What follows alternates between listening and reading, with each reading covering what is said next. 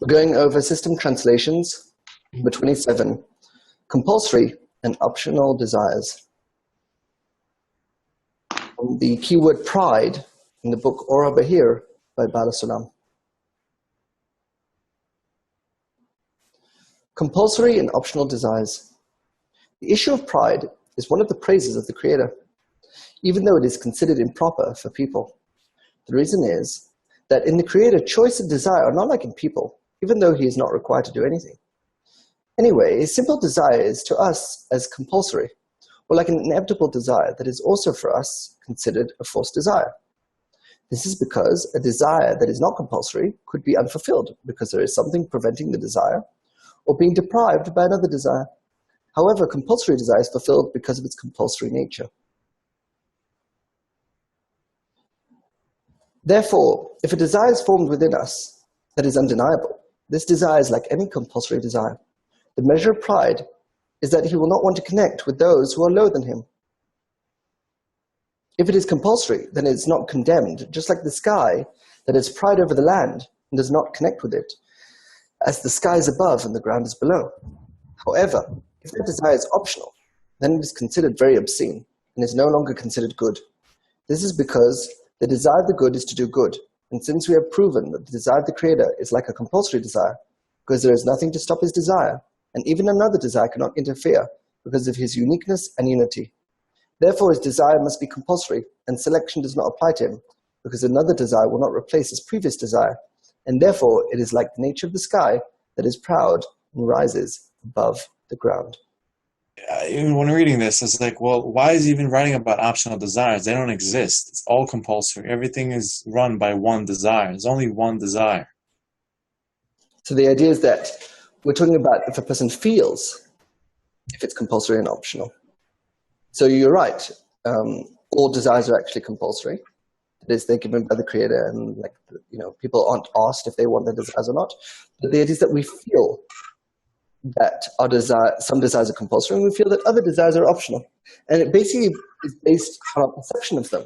So, for example, there are desires which are compulsory, like breathing and eating and stuff like that, which are compulsory. And then there are desires that we think are optional, like, there are many if someone, let's say, is depressed, right? Many people think that it's an optional desire, and therefore, like, oh, stop being depressed. You can get out of it. They don't see it as compulsory nature. And it basically, in the end, the feeling of something actually comes from the feeling of free choice.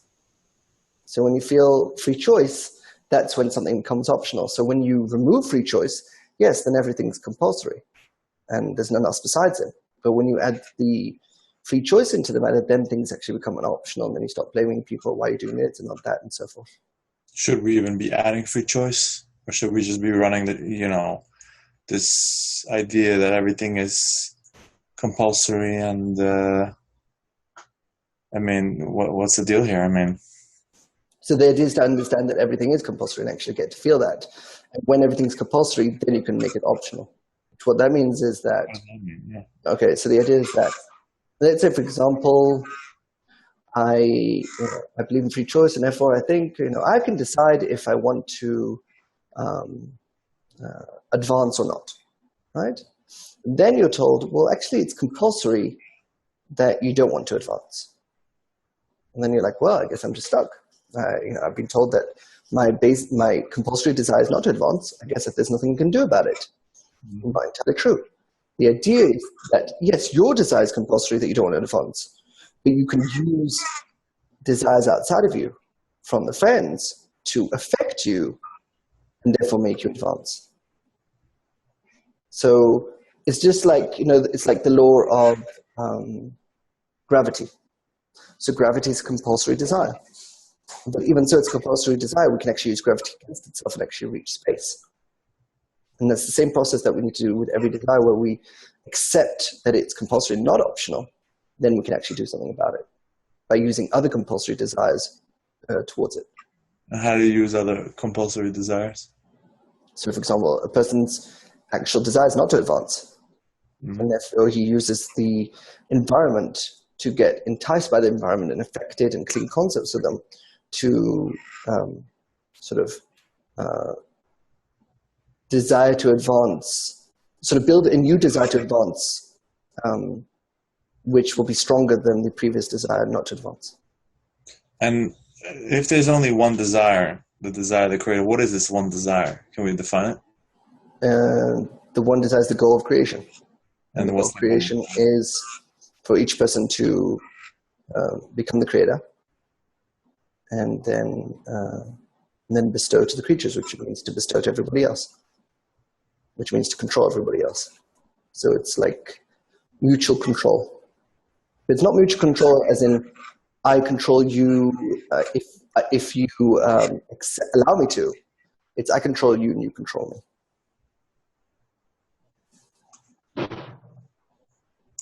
And Sakai, sorry, Moshe. And what's the difference between a compulsory and predetermined? You know. Well, compulsory is predetermined. Oh, okay. So it's the same thing. Right. The thing is that when people start saying, so, you know, are you saying that there's optional desires? It's like, no, there are no optional desires. They're all compulsory. However, the interaction between them, even though we say that they're also compulsory and predetermined, the idea is that we don't feel they're predetermined. And because we feel that our path is optional, we have to work with that feeling. So the idea is that even though we know that we don't have free choice, but we feel we have free choice. And therefore, that's compulsory as well, that we feel that we have free choice. And we have to work with that compulsory desire as well. That is, we have to deal with compulsory desire that we feel that desires are optional. So even the feeling that the desire is optional, it's a compulsory, right? Exactly.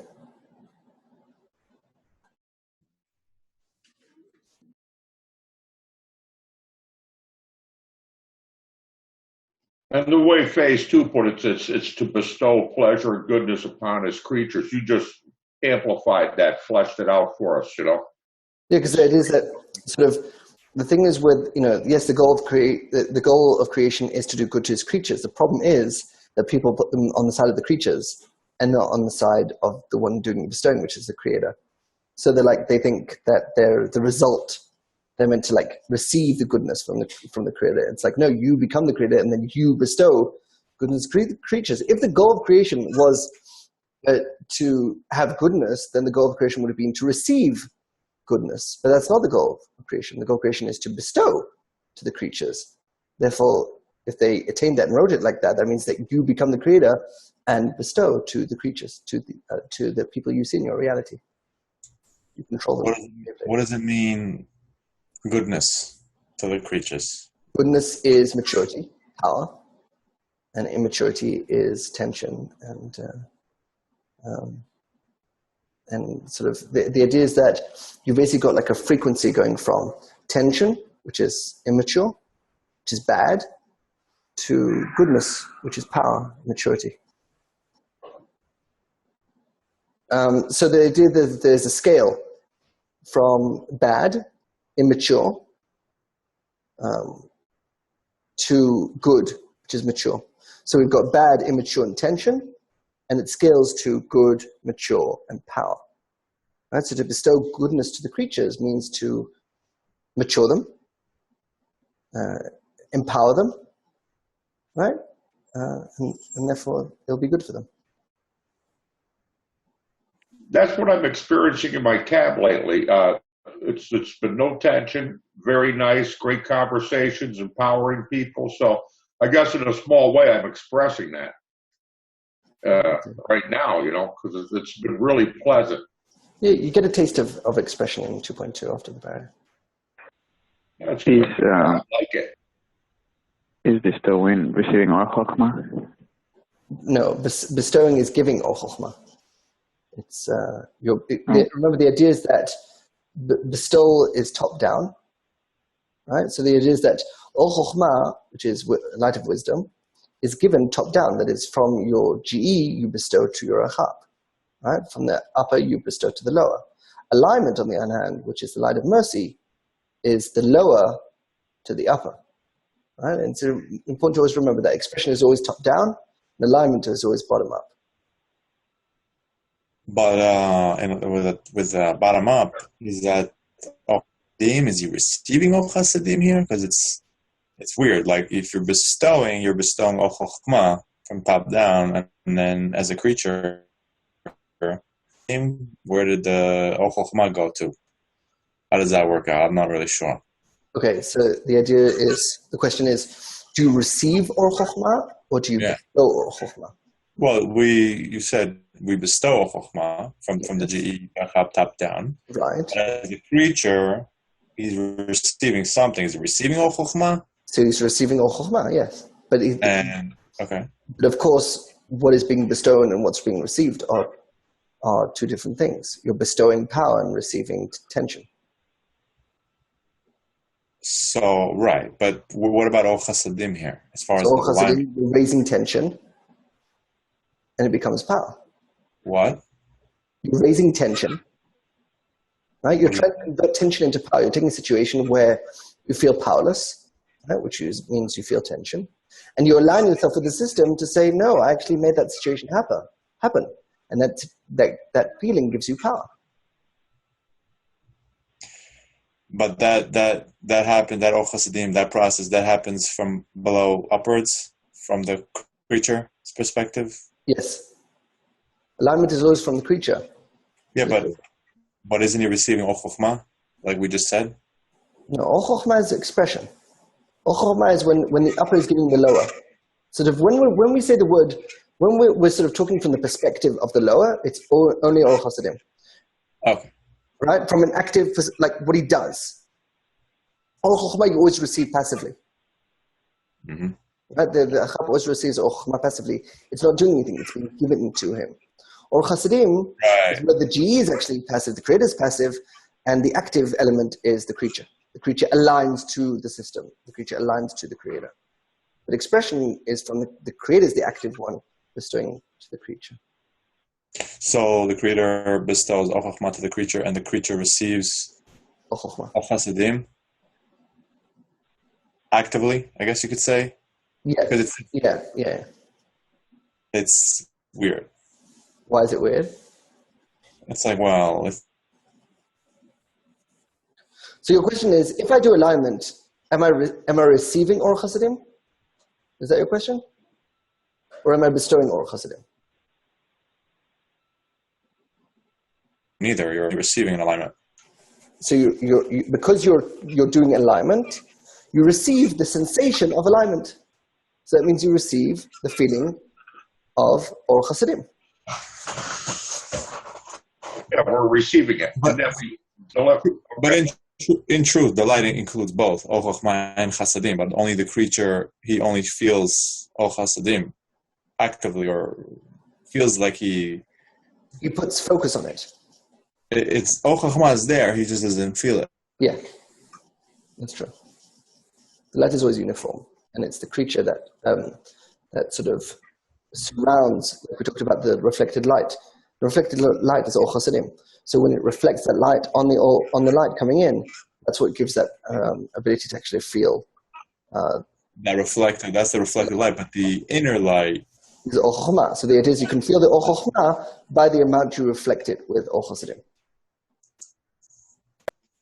Can you give an example of how you do alignment? So alignment, let's examine a situation where somebody's doing something that is, let's say, pissing you off. Right? Or someone's doing something that is not to your liking. So the first thing to understand is that it's got nothing to do with that person. Right? We're not talking about we're doing corporally. We're talking about our response to it. We're talking about how we feel about it. Right? I can kill my enemy without blaming my enemy. I can kill him because the act of war is killing your enemy. I don't have to hate him. I don't have to hate my enemy. Right. I can kill They're just bugging you. Exactly. It's like I can be a judge. A judge is not meant to be emotional. A judge is meant to be logical. So he makes the logical choice, not the emotional choice. Right? So the idea is that I'm in a situation and I feel emotion towards it. That is, I feel that the person did me wrong.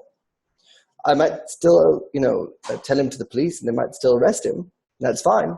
But why do I have to hate him? Why do I have to feel like he had free choice and feel like, oh, he could have done something different and, he should have done something, he should have used his free choice to do something different. And the idea is to, no, alignment is to basically suck the free choice out of the situation. Say, this was all compulsory. It's not optional.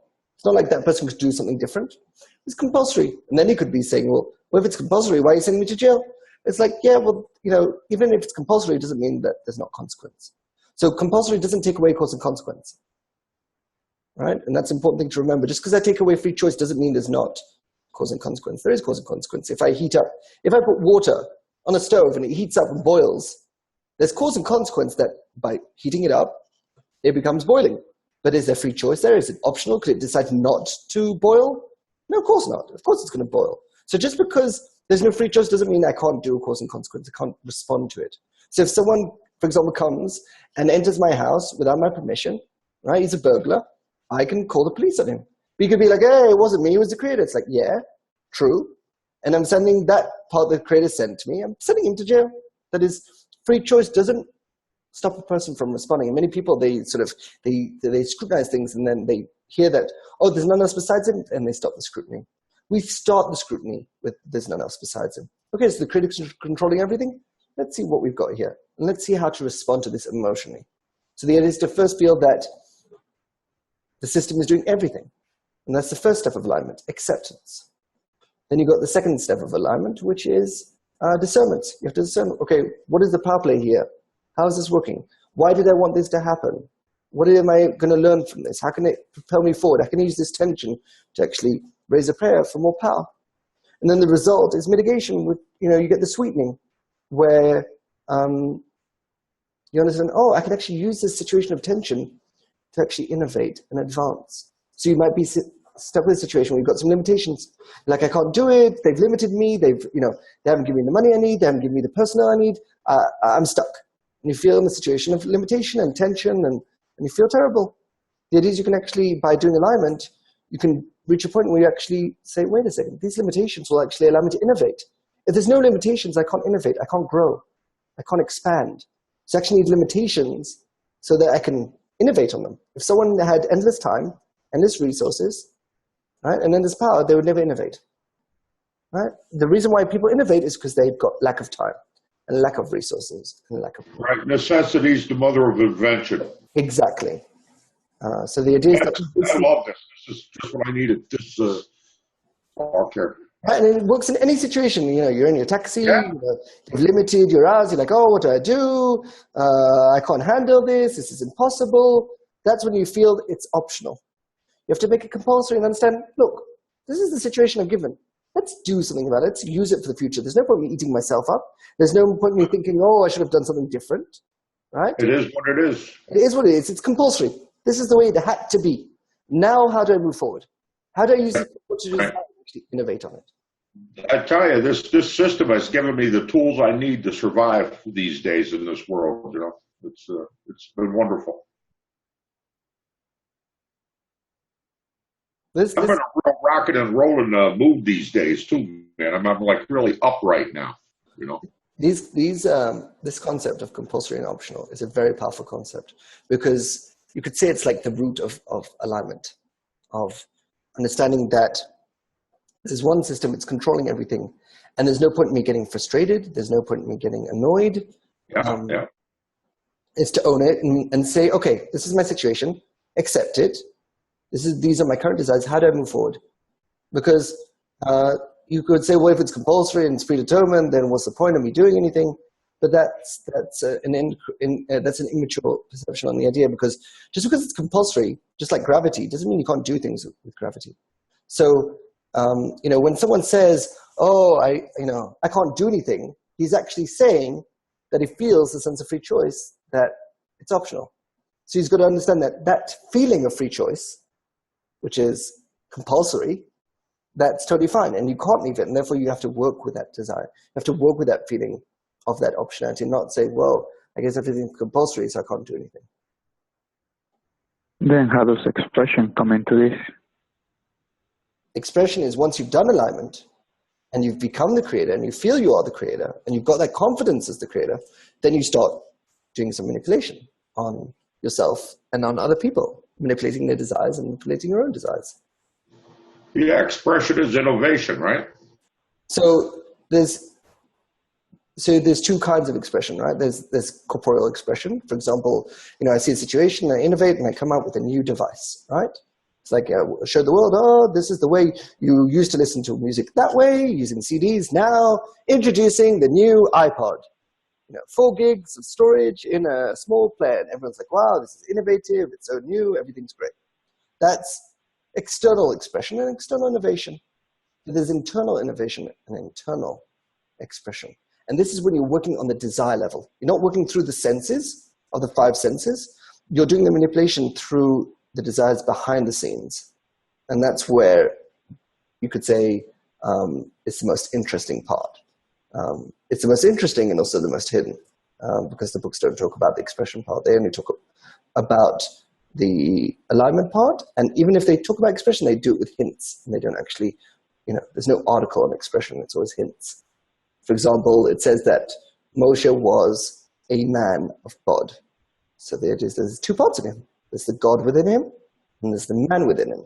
And when God is saying that Moshe is the most humble person on earth, it's basically the God within him saying, we could say it's a GE, saying to Moshe, the man, the Achab within him, that you're humble, aka you're annulling and aligning to the GE.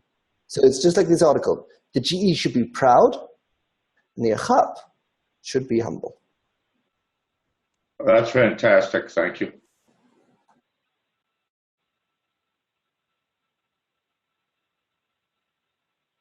I mean, these few minutes here, we really nailed some good stuff here. What is the purpose of expression? To control and manipulate.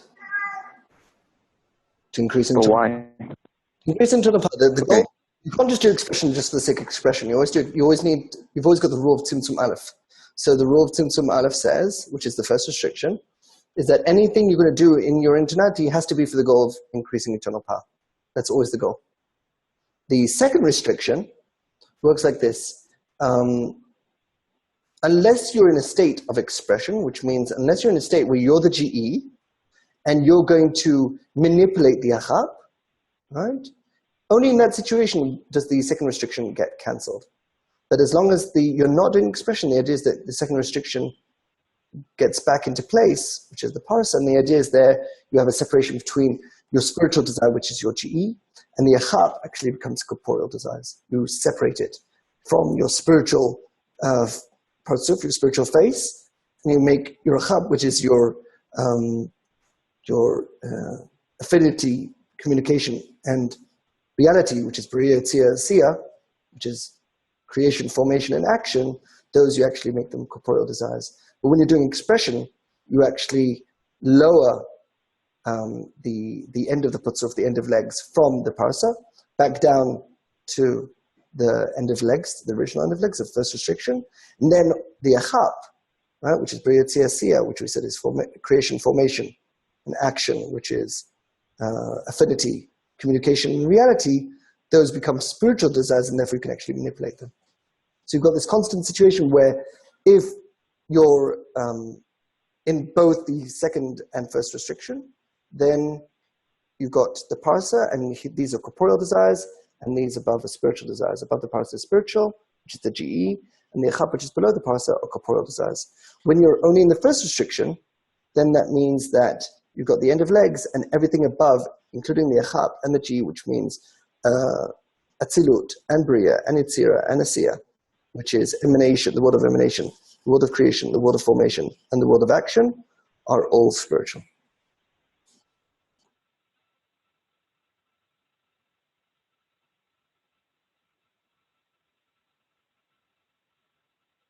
What, let's say you're already in the GE, why do you need more internal power? For what? So internal power is for the GE. The achab doesn't have internal power. The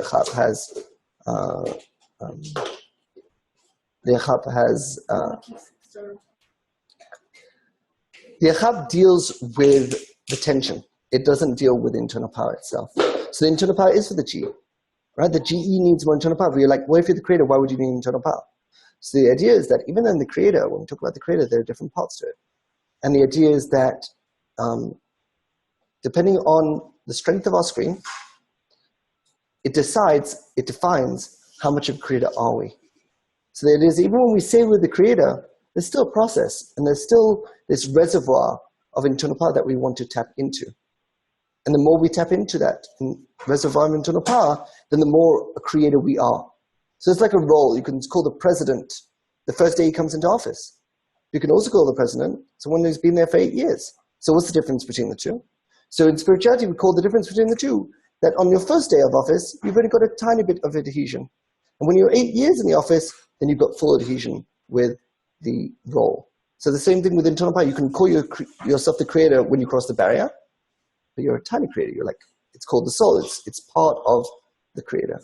And when you reach end of correction, then you've revealed all your parts within you, and then you start working on just full expression. Once you've revealed all your parts, now you start manipulating them.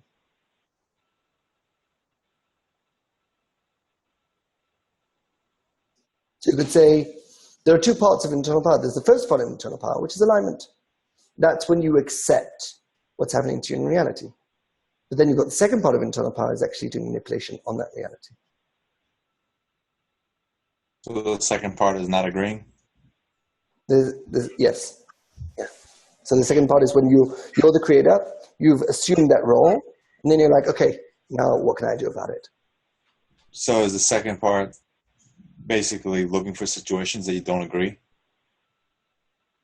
Yes, situations that you want to manipulate. Well, if you... Situations, they come to you that you don't agree. We can't manipulate something if you agree with it, because then it's exactly the way you want it. So what's there to manipulate? You have to accept that situation. And many people get mixed up. They think, oh, yeah, of course I'm accepting, and they're not accepting at all. So you have to accept, which is alignment, and then you can, not agree, which is expression.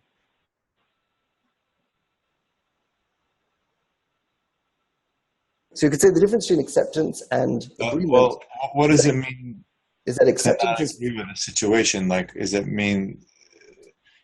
what does that mean to not agree with the situation? Because, where do you not agree? Do you not agree from the perspective of a chap as a sort of a body who doesn't like tension?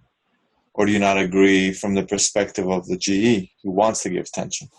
So the idea is like this. Acceptance is for the present, and agreement is for the future. So if you're in a situation and you don't accept it, which means you don't agree that the situation in the present is perfect, then you're not in acceptance. Agreement is whether you would change it for the future. So for example, it's totally fine for a child to be 8 years of old, and you accept that he's 8 years of old. But you also have a plan to actually you could say you don't agree with his curriculum, with his education, and therefore you can educate him more and more. So you're not keeping him the way he is, you're wanting to evolve him to a higher state. And that's agreement.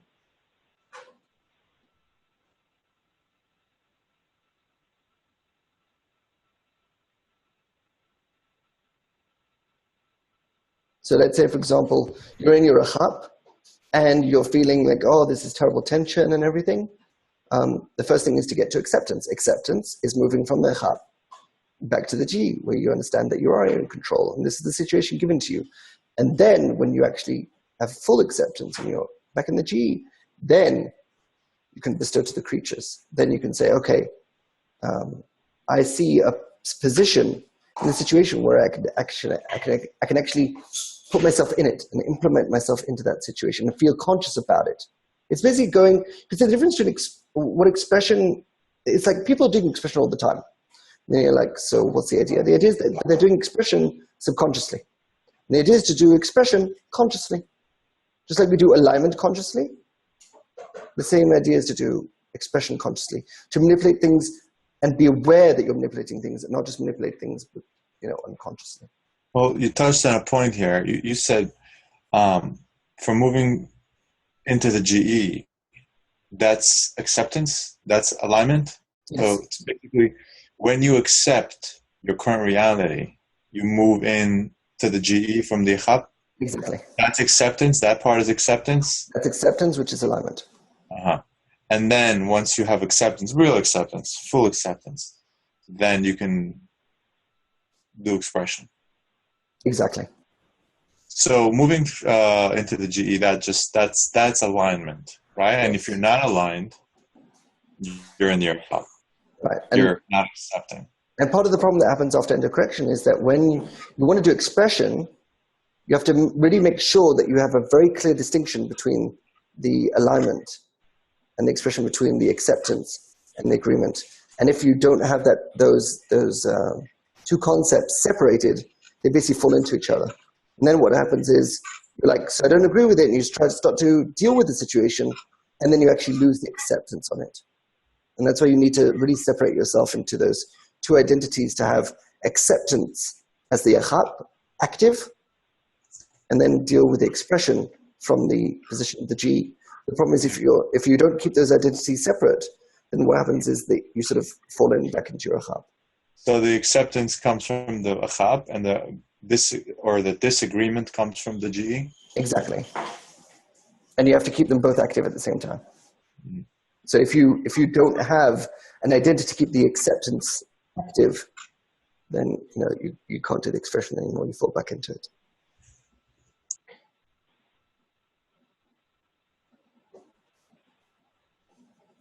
It's the same reason why people break in the breaking the vessels. Breaking the vessels is when you're one identity, but you don't have a clear separation between your achab and your GE. Right? So it's the same kind of idea where you need to separate those concepts. And because you can't separate those concepts, and therefore you go through breaking the vessels, because when you try to do expression, your GE falls into the achab and breaks. And then you have the whole concept of Atzilut, which is basically protecting the G and making it strong and a strong foundation, so that then from that position you can actually do the expression down to the achab without falling into it.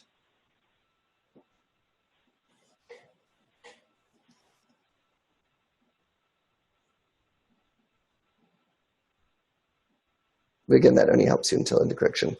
After endocorrection, you have to start becoming two identities, because you're dealing with a higher, you could say, power voltage of internal power. So therefore, you need to actually separate yourself into two identities, and you can't just be one identity, just being strong in your gene. Well, I'm feeling that. I'm in the two worlds now, 1 foot in each world. It's actually tangible, palpable. And the idea is that you'll break because of it, and it's perfectly normal. That's part of the process. This whole process, we feel it. We go through the experiences. We don't just we're not just told something, therefore we can sort of avoid things. It's like, just because someone told you a spoiler alert on, a higher season of Game of Thrones, you still have to watch the whole series to, get to that point. So I'm approaching this breaking. Is that the breaking of the vessels? No. Definitely. Yes. Breaking the vessels is in 2.3.2 after the barrier. Okay, so I'm getting there. I'm knocking at its door, I think, because I'm feeling like awesome, top of the world right now. And even though I have my corporal issues, it's like you're saying, it's that's another kettle of fish. Exactly.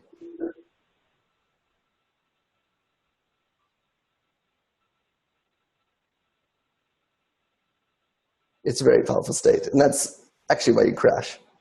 It's like too much power for a small vessel.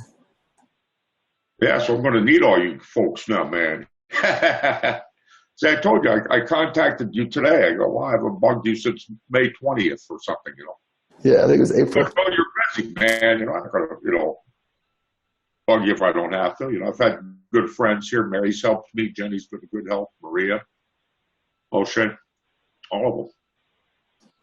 I think we should read it again.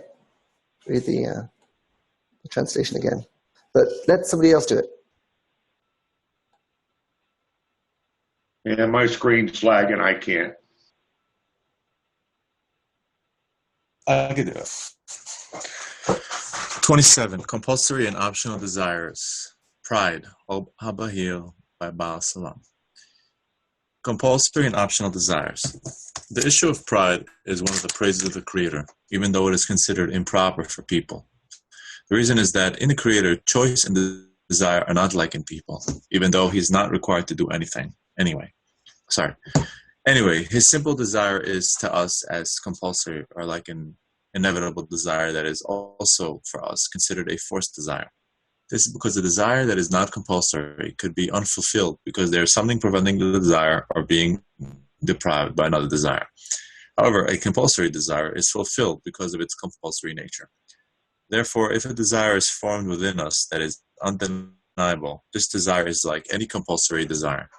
The measure of pride is that he will not want to connect with those who are lower than him. If it is compulsory, then it is not condemned, just like the sky that has pride over the land does not connect with it as the sky is above and the ground is below. However, if that desire is optional, then it is considered very obscene and is no longer considered good. This is because the desire of the good is to do good, and since we have proven that the desire of the Creator is like a compulsory desire, because there is nothing to stop his desire, and even another desire cannot interfere because of his uniqueness and unity. Therefore, his desire must be compulsory, and selection does not apply to him, because another desire will not replace his previous desire, and therefore it is like the nature of the sky that is proud and rises above the ground.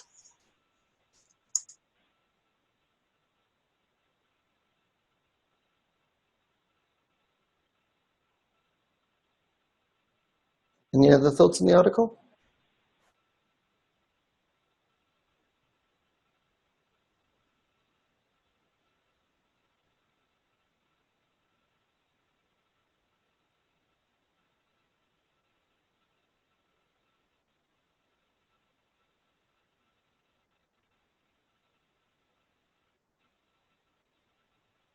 Well, it did tie in a little bit with the article I read, 41, effort and the work, because that's where we have our one free choice. He goes, there's no compulsion, and it is optional. It's to do the work or not to do the work.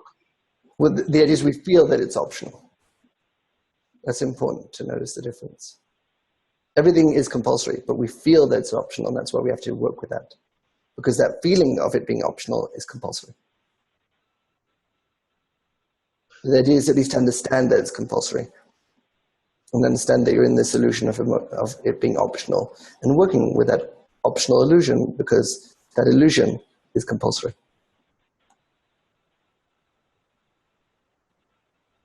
That second to the left paragraph really explains the separation between phases. What do you mean? Well, the matter of pride when, let's see it, I think. Yeah, thank you.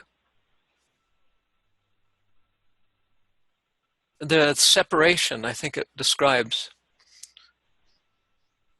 Therefore, if a desire is formed within us that is undeniable, this desire is like any compulsory desire.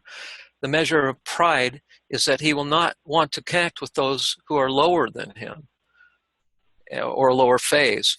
If it is compulsory, then it is not condemned, just like the sky that is pride over the land and does not connect with it, as the sky is above and the ground is below. It's not that pride and separation is forever. It's a part of you, but we stack the phases. But it does describe the mechanism that's going on there, I think. So the idea is that, or am I wrong? So the idea is that when we say connect, we're not talking about can you actually communicate with someone or not? But the idea is that you won't feel your sense of self in their phase. Once you've gone to a higher phase, then you won't sort of feel your sense of self in spiritual society. Right. Your compulsory desires have gone higher. Yeah.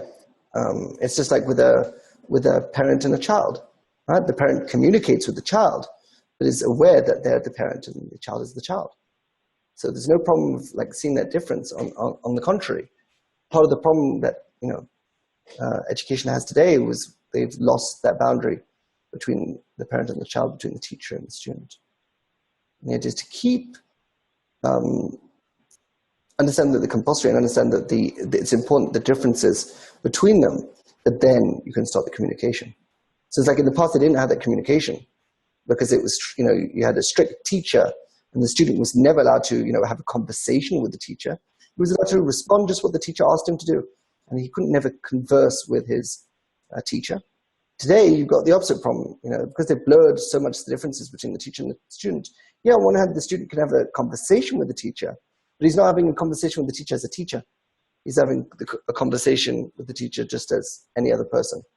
And so you need that separation where, that's the teacher and that's the student, and they can still have the communication and conversation between them while still staying in their roles. So the same thing was with the children. Like, in the past, children did not have conversations with their parents. Their parents told them what to do and gave examples and stuff and gave them punishments, and that was it. And that was the whole cycle of communication between the parent and the child. Today, you've got parents that talk with their children, they have great communication skills and they have conversations, but they've lost their role as a parent. They've lost that separation of, I am, your parent, and I am your father, and I am your mother, and I do have jurisdiction over you, and I do have responsibility over you, and I decide in the end. But because I decide in the end, it doesn't go against me actually having a full conversation with you. Well, in the article it said doesn't want to connect with the lower one. What does that mean? So I said connect is not, it doesn't want to communicate. It means it doesn't want to put its sense of self there. Oh, okay. It was just, okay. What is a good definition of pride as far as this article's talking about? So it says pride is when you don't want to feel your sense of self as the lower, right? So for example, let's say you're in the spiritual society. Humanity would say on you that you have pride. You think you're better than us. And they're right, because you feel pride over humanity, right? So the idea is that pride is when you feel you're in a higher phase and you don't feel a sense of self as the lower phase. You don't feel equal with them. Just as the sky doesn't feel equal with the ground. It's true. Oh, that's great. Thank you. The idea, though, is to understand that, yes, you're not equal with that phase, but you can actually still have a conversation with them and actually understand them better. So because you understand that you have that phase within you. So you have that phase within you, and you can still have that conversation. And we just have to be careful what we reveal to them because they don't have our phase within them. Exactly. So you have to talk with them on their phase, Right, not right. talk to them on your phase. So you lower yourself down consciously to their phase. And you still have pride because you know internally that you're on a higher phase. So you could say the correction of pride is to make it internal instead of external. So not to go around people and giving them the feeling that you're higher than them, but to keep that internal and keep that hidden. Right. That would be condescending, if you were behaving in a condescending manner. Exactly. People don't need to know you're God. No, they'll find out. Exactly. They suspect it anyways. Well, they'll find out and it won't be a problem. It's like no student goes to the teacher and says, oh, you're so prideful, you think you're teaching us. Yeah, that's my role, I teach you. So there's no problem when someone's advancing for you then to reveal that you've crossed the barrier because they're interested in knowing that you're on a higher degree so they can actually reach your degree.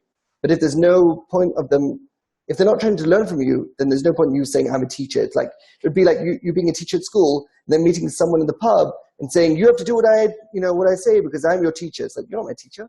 What are you being condescending? It's like, you can be a teacher at school. Don't be a teacher outside of school. So the same thing here. Be a God and be advanced until your phase when someone's trying to advance to your degree.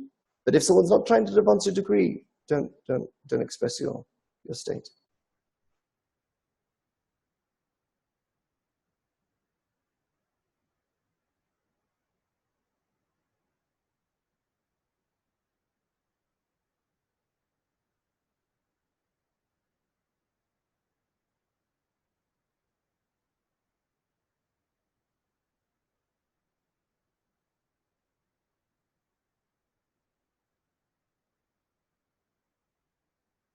We covered a lot of good ground here today, too.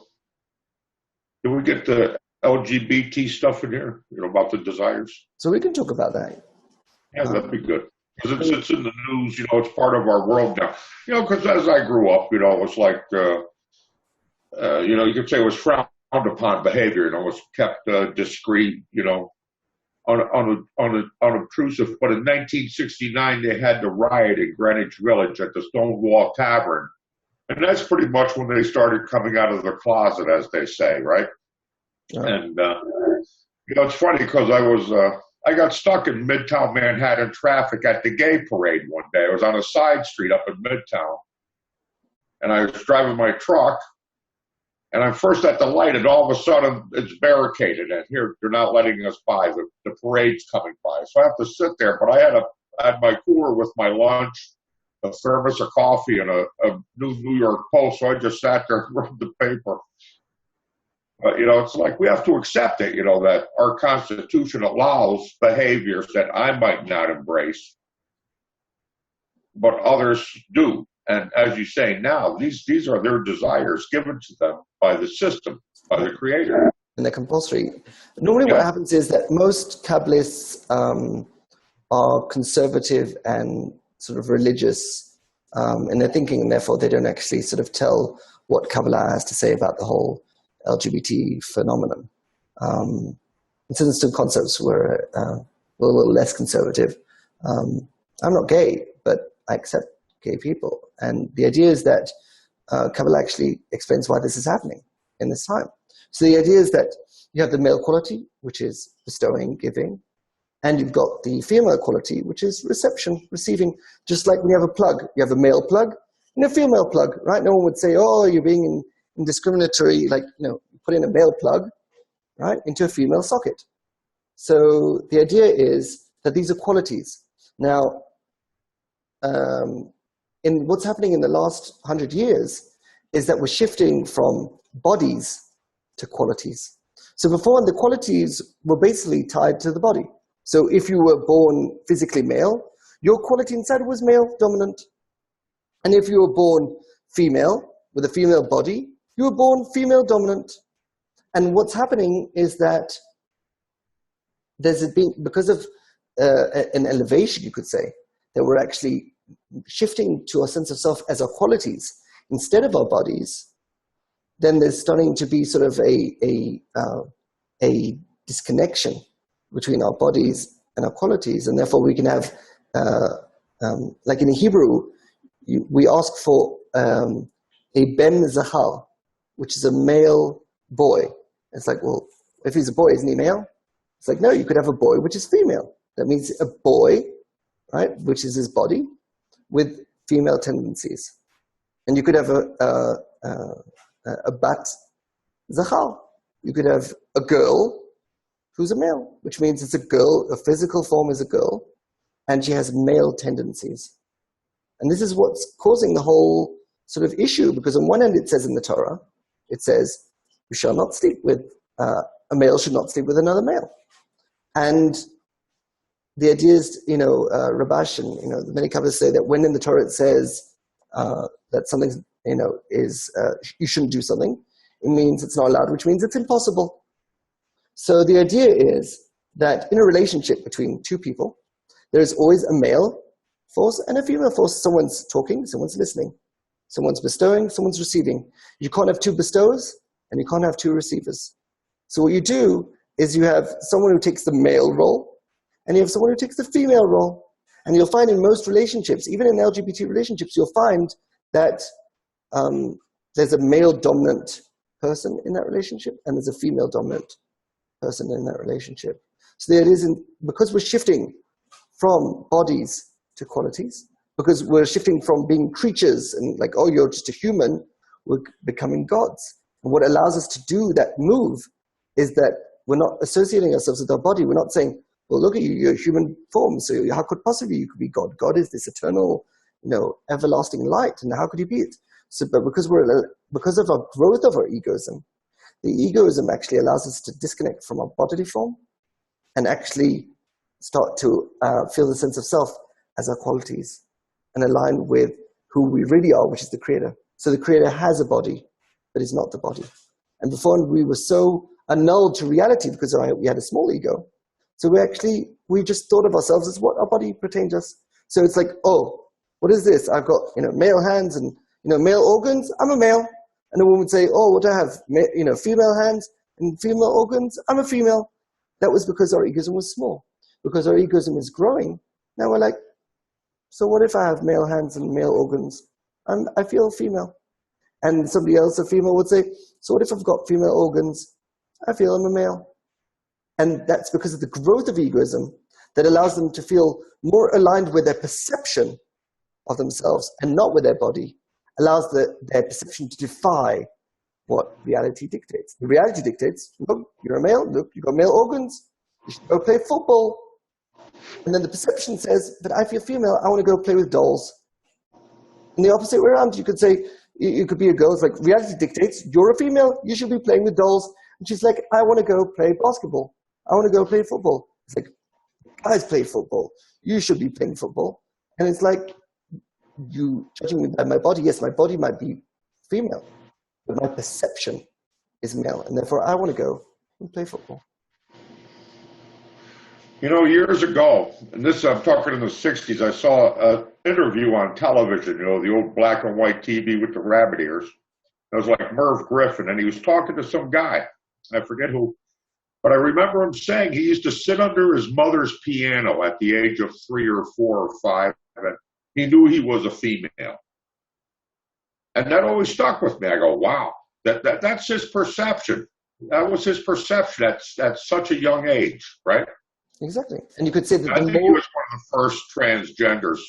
And and it's the same idea of transgender. Transgender is when a person takes his quality and applies it onto reality and says, because I feel a male quality, I'm going to change my reality to align with it and make my reality align.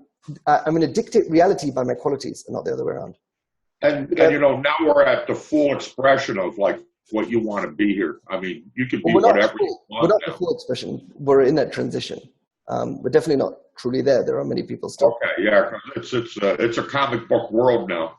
I told you I had a guy in the car with like blue hair. I go, "What's up with the blue hair?" He goes, "I'm a unicorn." And you'll still be like, though people will be terrified of it, and rightfully so. Any transition is scary. Sure. The idea is to understand that. It's a huge evolution, though.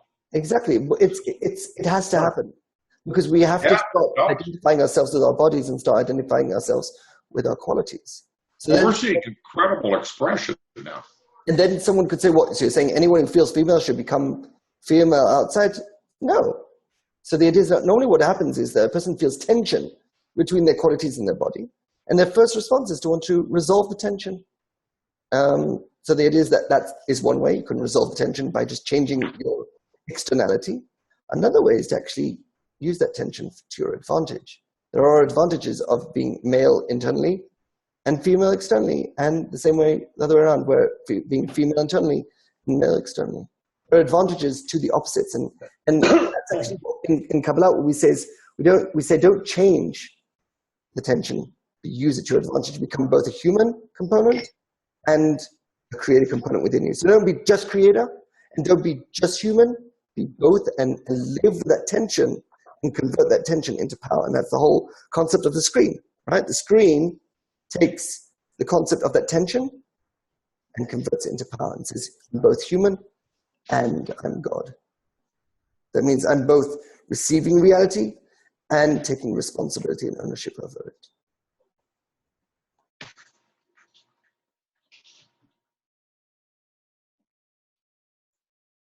It makes me think that comedy, Some Like It Hot, it was so hilarious because because of the fact that there is male and female in both sexes, and that tension in that film really expressed itself or released itself through laughter. You know, it's true. Laughter is a way to, jokes are basically built on opposites. But therefore, the tension between the opposites, the better the tension, the better the joke.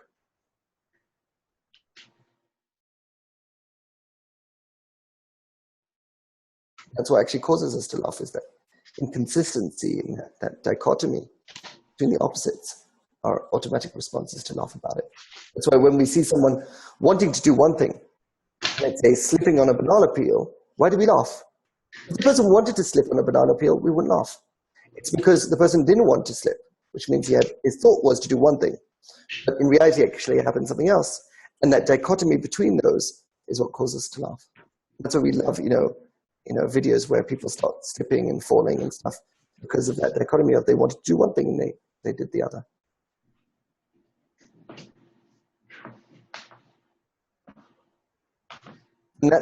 And that's how we are meant to deal with lower phases, right? We look at a lower phase, we're like, oh my God, that's so immature. So our first response might be like to be angry. But the idea is you can actually make it laughter by accepting both your degree, which is mature, and their degree, which is immature. And then dealing with that dichotomy between them causes you to laugh at the situation.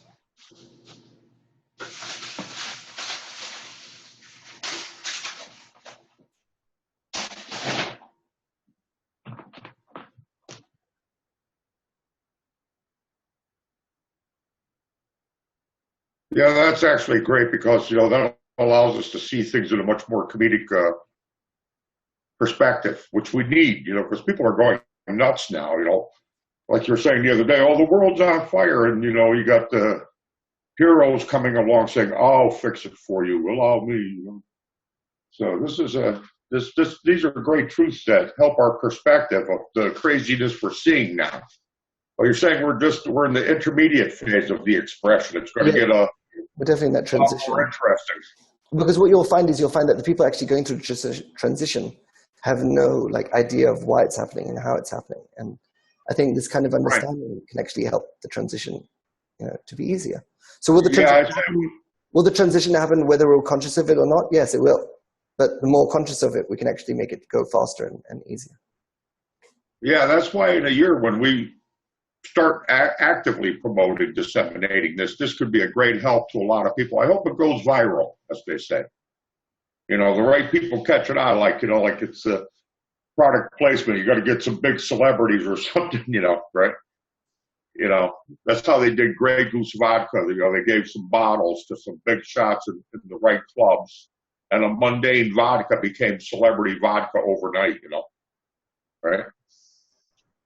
It's all about perception. And that's what that basically represents, is that perception. Is that it doesn't actually matter what the facts are. And we're seeing this a lot in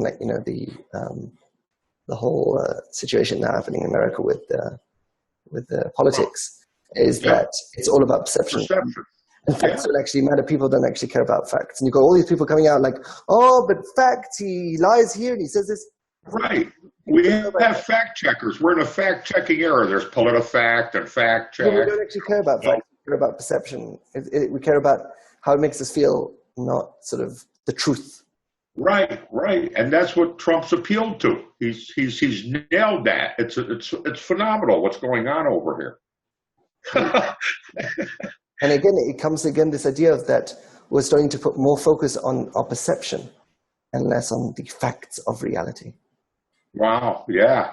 Wow. We're watching this evolution in real time. And this transition is happening on all fronts, on LGBT, in politics, in education.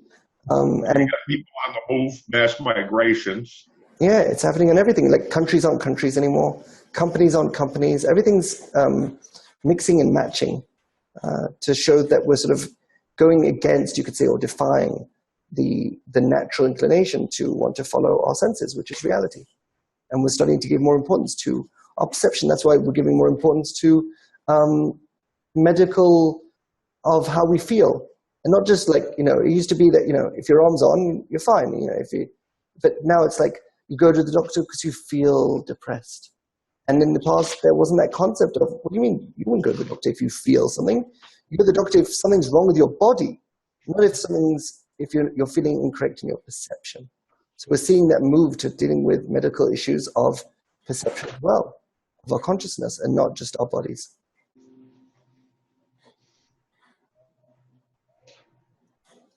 And I think on that note, we'll stop here and enter the after party.